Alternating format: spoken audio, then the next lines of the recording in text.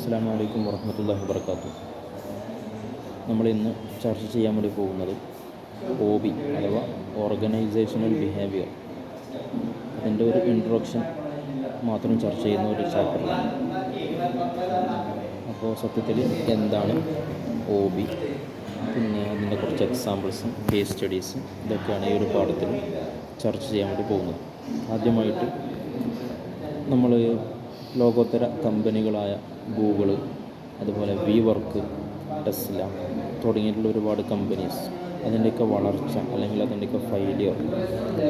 അതിൽ വർക്ക് തകർന്ന് തരിപ്പണമായ വലിയൊരു വൻകിട കമ്പനിയായിരുന്നു. അതുപോലെ ഗൂഗിൾ, ടെസ്ലയൊക്കെ ഇന്ന് വളരെ ഉയർച്ച നേടിക്കൊണ്ടിരിക്കുന്ന കമ്പനികളാണ്. അപ്പോൾ ഇവരുടെയൊക്കെ അതിൻ്റെയൊക്കെ പിന്നിലുള്ള ഉയർച്ചയ്ക്ക് പിന്നിലും അതുപോലെ തകർച്ചയ്ക്ക് പിന്നിലുള്ള കാരണങ്ങൾ, അതിൽ ഹ്യൂമൻ ബിഹേവിയർ മനസ്സിലാക്കുന്നതിലുള്ള വീഴ്ചകൾ മൂലം സംഭവിച്ചിട്ടുള്ള തകർച്ചകൾ, അതിനെ മനസ്സിലാക്കിയത് മൂലം അവർ മാറ്റങ്ങൾ വരുത്തിയത് കൊണ്ടുള്ള ഉയർച്ചകൾ, ഇതൊക്കെയാണ് ഈ ഒരു പാഠം ചർച്ച ചെയ്യുന്നത്. അപ്പോൾ ഇത്തരത്തിലുള്ള കമ്പനികൾ ഉയർന്നതിന് പിന്നെ ഓർഗനൈസേഷണൽ ബിഹേവിയറിൽ അവർ കൊടുത്ത ഇമ്പോർട്ടൻസ് ആണ് നമുക്ക് മനസ്സിലാക്കാൻ വേണ്ടി പറ്റും. അപ്പോൾ അത്രമാത്രം ഇമ്പോർട്ടൻസ് ഈ ഒരു ചാപ്റ്ററിനുണ്ട് എന്നർത്ഥം. അപ്പോൾ ഓരോ കുടുംബങ്ങളെയും പോറ്റാനും ഓരോ വൻകിട കമ്പനികൾ ഉയർന്നു വരുന്നത് ഈ ഒരു പാഠങ്ങൾ പഠിച്ചത് കൊണ്ടാണ് എന്ന് ഓർക്കുമ്പോൾ നമുക്ക് ഈ ഒരു ചാപ്റ്റർ ഏതായാലും ചർച്ച ചെയ്യേണ്ടത് തന്നെയാണ്. അപ്പോൾ ആദ്യമായിട്ട് എന്താണ് ഓർഗനൈസേഷണൽ ബിഹേവിയർ? ഓർഗനൈസേഷണൽ ബിഹേവിയർ എന്ന് പറഞ്ഞാൽ ഓരോ മനുഷ്യന്മാരും തൻ്റെ ഓർഗനൈസേഷനിൽ, തൻ്റെ സമൂഹത്തിൽ എങ്ങനെയാണ് അവൻ സ്വഭാവം കൊണ്ട്, അവൻ്റെ ക്യാരക്ടർ കൊണ്ട് എങ്ങനെയാണ് അവന് ബിഹേവ് ചെയ്യുന്നത് എന്നതാണ് ഈ ഒരു OB എന്നതുകൊണ്ട് ഉദ്ദേശിക്കുന്നത്. അപ്പോൾ ഓരോ മനുഷ്യന്മാരും അല്ലെങ്കിൽ ഓരോ ഗ്രൂപ്പും തങ്ങളുടെ ഓർഗനൈസേഷനിൽ അവർ എങ്ങനെയാണ് ബിഹേവിയർ കൊണ്ട് ഇൻഫ്ലുവൻസ് ചെയ്യുന്നത്, തൻ്റെ സ്വഭാവങ്ങൾ കൊണ്ട് എങ്ങനെയാണ് സ്വന്തം ഓർഗനൈസേഷനിൽ അവരെങ്ങനെയാണ് പെരുമാറുന്നത്, അപ്പോൾ ബിഹേവ് ചെയ്യുന്നത് എങ്ങനെയാണ് എന്നതൊക്കെയാണ് ഈ ഒരു OB ചർച്ച ചെയ്യുന്നത്. അപ്പോൾ ഇത് സത്യം പറഞ്ഞ ഒരു തിയറി മാത്രമല്ല, മറിച്ച് ഇതൊരു അപ്ലൈഡ് ബിഹേവിയറൽ സയൻസ് എന്ന് പറയും. എന്നുവെച്ചാൽ നമുക്ക് പല കോണിൽ നിന്നും ഇപ്പോൾ ഈ ഒരു OB നമുക്ക് ഡിസ്കസ് ചെയ്യുന്നത് സൈക്കോളജി ഉണ്ട്, സോഷ്യോളജി, ആന്ത്രോപോളജി, പൊളിറ്റിക്കൽ സയൻസ് തുടങ്ങിയിട്ടുള്ള ശാസ്ത്രങ്ങൾ കൂടി, മൾട്ടിപ്പിൾ ഡിസിപ്ലിൻ കൂടി ഡിസിപ്ലിൻ അടങ്ങിയിട്ടുള്ള ഒരു ശാസ്ത്രമാണ് സത്യത്തിൽ ഈ ഒരു OB എന്ന് പറയുന്നത്. അപ്പോൾ സൈക്കോളജിയിൽ വരിക, ഇപ്പോൾ ഓരോ മനുഷ്യന്മാരും എങ്ങനെയാണ് തൻ്റെ സ്വന്തം സമുദായത്തിൽ മോട്ടിവേറ്റ് ചെയ്യപ്പെടുന്നത്, അത് സൈക്കോളജിയുമായി ബന്ധപ്പെട്ടാണ്. സോഷ്യോളജിയുമായി ബന്ധപ്പെട്ട് നോക്കുമ്പോൾ ഓരോ മനുഷ്യന്മാരും തങ്ങളുടെ ഓർഗനൈസേഷനെ എങ്ങനെയാണ് അണ്ടർസ്റ്റാൻഡ് ചെയ്യുന്നത്, അത് സോഷ്യോളജിയുമായി ബന്ധപ്പെട്ടതാണ്. അതുപോലെ തങ്ങളുടെ വർക്ക് സ്പേസിൽ, തങ്ങളുടെ ഓർഗനൈസേഷൻ്റെ വർക്ക് സ്പേസിൽ എങ്ങനെയാണ് ഓരോ മനുഷ്യന്മാരും തങ്ങളുടെ വാല്യൂസും അതുപോലെ ആറ്റിറ്റ്യൂഡൊക്കെ എങ്ങനെയാണ് റിവീൽ ചെയ്യുന്നത്, അത് ആന്ത്രോപോളജിയുമായി ബന്ധപ്പെട്ടതാണ്. അതുപോലെ പൊളിറ്റിക്കൽ സയൻസുമായി ബന്ധപ്പെട്ടതാണ്. ഓരോ ഓർഗനൈസേഷനിലും പവർ എങ്ങനെയാണ് കളിക്കുന്നത്, അതുപോലെ കോൺഫ്ലിക്റ്റ് എങ്ങനെയാണ് ഉണ്ടാകുന്നത്. അപ്പോൾ അങ്ങനെ തുടങ്ങിയിട്ടുള്ള സംഭവങ്ങളൊക്കെ നടക്കുന്നത് കൊണ്ട് ഇത് മൾട്ടിപ്പിൾ ഡിസിപ്ലിനായിട്ടുള്ള ഒരു ഡിസ്കോഴ്സാണ് സത്യത്തിൽ ഈ ഒരു OB എന്ന് പറയുന്നത്. ഇനി ഇവിടെ ഒരു ഉദാഹരണമായിട്ടൊരു കേസ് സ്റ്റഡിയാണ് പറയുന്നത്.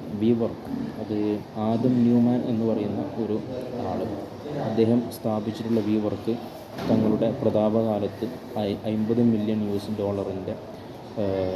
ഉയർച്ച നേടിയിരിക്കുന്ന സമയത്ത് അതിന് ഈ ഒരു ബിഹേവിയറുമായി ബന്ധപ്പെട്ട ചെറിയ പ്രശ്നങ്ങൾ മൂലം പിന്നീട് അത് വലിയ പ്രശ്നങ്ങളായി ആ ഒരു കമ്പനിയെ തന്നെ തകർന്ന് തരിപ്പണമാക്കുന്ന രൂപത്തിലേക്ക് ഈ ഒരു കമ്പനി മാറുകയുണ്ടായി. അപ്പോൾ അതിൻ്റെ ഒരു കേസ് സ്റ്റഡിയാണ് ഇനി അടുത്തതായിട്ട് പറയുന്നത്. അപ്പോൾ അങ്ങനെ $50 ബില്യൺ വരുമാനം ഉണ്ടായിരുന്ന ഈ ഒരു കമ്പനി തകർന്നതിൻ്റെ പിന്നിൽ അവർ കണ്ടെത്തിയത് ഇൻഡിവിജ്വൽ ലെവൽ, കാരണം ഇൻഡിവിജ്വൽ ലെവൽ അതുപോലെ ഗ്രൂപ്പ് ലെവൽ, ഓർഗനൈസേഷൻ ലെവലിലൊക്കെ ഉള്ള അവരുടെ ബിഹേവിയറുമായി ബന്ധപ്പെട്ട ചില പ്രശ്നങ്ങളാണ് ഇവരുടെ തകർച്ചയ്ക്ക് പിന്നിലുള്ള കാരണങ്ങളെന്നാണ് ഇവർ കണ്ടെത്തിയിട്ടുള്ളത്. അപ്പോൾ അതിൽ ഇൻഡിവിജ്വൽ ലെവലുമായി ബന്ധപ്പെട്ട് ന്യൂമാൻ്റെ അദ്ദേഹം ആരെയും വകവെക്കാതെ സ്വന്തം തീരുമാനങ്ങളെടുത്ത് അത് നടപ്പിലാക്കുന്ന ഒരു സ്വഭാവക്കാരനായിരുന്നു. അതുപോലെ ഗ്രൂപ്പ് ലെവലിൽ നോക്കുമ്പോൾ അദ്ദേഹം വർക്ക് ഹാർഡ് എന്നൊരു, അതുപോലെ പാർട്ടി ഹാർഡ് വർക്ക് ഹാർഡ് എന്നൊരു തത്വത്തിൻ്റെ ഉടമയായിരുന്നു ഈ ഒരു ആദം ന്യൂമാൻ എന്ന് പറയുന്നത്. അപ്പം അത് ആ ഗ്രൂപ്പിനെ തന്നെ ബാധിച്ചു. അതുപോലെ തന്നെ വീക്ക് ഗവർണൻസ് അവരുടെ ഓർഗനൈസേഷൻ ലെവലിനെ തന്നെ അത് ബാധിക്കുകയുണ്ടായി. അപ്പോൾ ഇത്തരത്തിലുള്ള 3 കാരണങ്ങൾ എന്ന് വെച്ചാൽ ഓരോ മനുഷ്യന്മാരെയും അവരെ സമീപിക്കുമ്പോൾ അവരെ സ്വഭാവം മനസ്സിലാക്കി സമീപിക്കുന്നതിന് പകരം ഇദ്ദേഹം സ്വീകരിച്ച് സ്വന്തമായിട്ട് നിലപാടുകൾ ആ ഒരു ഗ്രൂപ്പിൻ്റെ മേൽ, ആ ഒരു ഓർഗനൈസേഷൻ്റെ മേലിൽ ചാർത്താനും, അതുപോലെ അദ്ദേഹത്തിന് സ്വന്തം തത്വം, അതായത് വർക്ക് ഹാർഡ് ചെയ്യുക, എന്നിട്ട് നന്നായിട്ട് പാർട്ടി നടത്തുക, ഈ ഒരു തത്വം അത് അവിടെയുള്ള ഗ്രൂപ്പിലുള്ള അംഗങ്ങൾക്ക് തീരെ പറ്റാത്ത ഒരവസ്ഥയായിരുന്നു.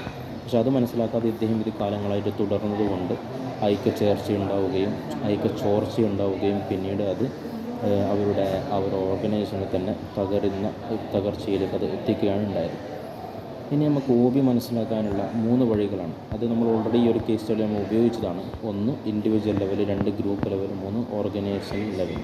അപ്പോൾ ഇതിൽ ഇൻഡിവിജ്വൽ ലെവൽ എന്ന് പറയുമ്പോൾ ഓരോ മനുഷ്യനും തന്നെ സ്വന്തം ഓർഗനൈസേഷനിൽ പ്രവർത്തിക്കാനുള്ള മോട്ടിവേറ്റ് എന്താണ്, അതുപോലെ ഓരോ മനുഷ്യനെയും തൻ്റെ ഓർഗനൈസേഷനിൽ അദ്ദേഹം ബിഹേവ് ചെയ്യുന്ന ഒരു പേഴ്സണാലിറ്റി അതെങ്ങനെയാണ്, അതുപോലെ അദ്ദേഹം സ്കിൽ ഡെവലപ്മെൻറ്റ്, ഓരോ മനുഷ്യനും സമുദായത്തിലും അല്ലെങ്കിൽ ഓർഗനൈസേഷനിൽ തിളങ്ങാനുള്ള സ്കിൽ ഡെവലപ്മെൻറ്റ് എന്തൊക്കെയാണ്, അതുപോലെ ആറ്റിറ്റ്യൂഡ്സ് എന്തൊക്കെയാണ്, ജോബ് സാറ്റിസ്ഫാക്ഷൻ ഏതൊക്കെയാണ്, ഇതൊക്കെ ചർച്ച ചെയ്യുന്നതാണ് ഇൻഡിവിജ്വൽ ലെവൽ എന്ന് പറയുന്നത്. ഇതിനെ ഗ്രൂപ്പ് ലെവലിലേക്ക് മാറ്റിയാൽ ഗ്രൂപ്പ് ലെവലിലുള്ള പഠനങ്ങൾ നമുക്ക് കിട്ടും. ഇപ്പോൾ കൊളാബറേഷൻ എങ്ങനെയാണ് ഉണ്ടാവുക, അല്ലെങ്കിൽ ലീഡർഷിപ്പ് സ്റ്റൈല് ഏതൊക്കെയാണ്, കമ്മ്യൂണിക്കേഷൻ പാറ്റേൺസ്. കാരണം കമ്മ്യൂണിക്കേഷൻ എന്ന് പറയുമ്പോൾ ഗ്രൂപ്പുകൾ തമ്മിലേ നടക്കുള്ളൂ, ഒരാൾ സ്വന്തം കമ്മ്യൂണിക്കേറ്റ് ചെയ്യൂല. അതുപോലെ പവർ റിലേഷൻഷിപ്പ് തുടങ്ങിയിട്ടുള്ള കാര്യങ്ങളൊക്കെ ഗ്രൂപ്പ് ലെവലുമായി ബന്ധപ്പെട്ടതാണ്. അതുപോലെ ഓർഗനൈസേഷനുമായി ബന്ധപ്പെട്ടതാണ് ഈ മാനേജ്മെൻറ്റ് പ്രോസസ്സ്, HR അങ്ങനെ തുടങ്ങിയുള്ള കാര്യങ്ങളൊക്കെ. അപ്പോൾ ഇത്തരത്തിലുള്ള 3 കാര്യങ്ങളാണ് OBയുടെ പ്രധാനപ്പെട്ട ഘടകങ്ങളായിട്ട് നമുക്ക് മനസ്സിലാക്കാൻ വേണ്ടി പറ്റുന്നത്. ഇനി ഇതിന് കുറച്ച് ഓപ്പർച്യൂണിറ്റീസും ചാലഞ്ചസും ഉണ്ട്. അതിൽ ഒന്നാമത്താണ് ഗ്ലോബലൈസേഷൻ എന്ന് പറയുന്നത്. ഇപ്പോൾ ഒരുപാട് കമ്പനികൾ അവർ പല ദിക്കുകളിൽ നിന്നുള്ള ആളുകളെ, ഡൈവേഴ്സായിട്ടുള്ള കൾച്ചറിൽ നിന്നുള്ള ആളുകളെ സ്വീകരിക്കുന്ന സമയമാണ്. സ്വാഭാവികമായിട്ടും ഈ ഒരു OBക്ക് അവിടെ അതൊരു ചലഞ്ചാണ് സത്യത്തിൽ. കാരണം ഇത്രയും ആളുകൾ മനസ്സിലാക്കുക, അവരുടെ സ്വഭാവത്തിനനുസരിച്ച് ബിഹേവ് ചെയ്യുക എന്ന് പറയുന്നത് ഇപ്പോൾ വളരെ ചലഞ്ചിങ് ആയിട്ടുള്ളൊരു കാര്യമാണ്. അപ്പോൾ ഗ്ലോബലൈസേഷനാണ് ഒന്നാമത്തെ ചലഞ്ച്. രണ്ടാമത്തത് വർക്ക് ഫോഴ്സ് ഡൈവേഴ്സിറ്റി. അത് നമ്മൾ ഇന്ന് കാണുന്ന ഒരു കാര്യമാണ്. കാരണം ഓരോ ആളുകളുടെയും എത്തിനിസിറ്റി, ഏജ്, ജെൻഡർ ഇതൊക്കെ വ്യത്യാസം ഉണ്ടാവും, അതുപോലെ ബാക്ക്ഗ്രൗണ്ട് വ്യത്യാസം ഉണ്ടാവും. അപ്പോൾ അതിനനുസരിച്ച് നമുക്ക് ഈ OB അതിനനുസരിച്ച് ചർച്ച ചെയ്ത് വരുമ്പോഴേക്ക് കാലങ്ങൾ ഒരുപാട് ആവുന്നുള്ളതും കൂടി എന്നുള്ളത് കൊണ്ട് ഒരു ചലഞ്ചായിട്ട് തന്നെയാണ് നിലനിൽക്കുന്നത്. അങ്ങനെ പിന്നീട് തുടർന്ന് റാപ്പിഡ് ചേഞ്ച് എന്ന് പറയുന്ന സാധനം. ഇന്ന് ഒരുപാട് ടെക്നോളജികൾ മാറിക്കൊണ്ടിരിക്കുന്ന കാലമാണ്, പെട്ടെന്നുള്ള മാറ്റങ്ങൾ സംഭവിക്കുന്ന കാലമാണ്. സ്വാഭാവികമായിട്ടും ഇവരൊക്കെ പെട്ടെന്ന് മാറാമെന്ന് പറയുന്നത് ഒരു ചലഞ്ചിങ് ആയിട്ടുള്ളൊരു കാര്യമാണ്. അതുപോലെ ഗിഗ് എക്കോണമി, അത് ഇന്നിപ്പോൾ യുദ്ധങ്ങൾ കൊണ്ട് എക്കോണമി ബേസ് തന്നെ പല കോലത്തിലും മാറിക്കൊണ്ടിരിക്കുന്ന അവസ്ഥയാണ് ഇപ്പോൾ നിലവിലുള്ളത്.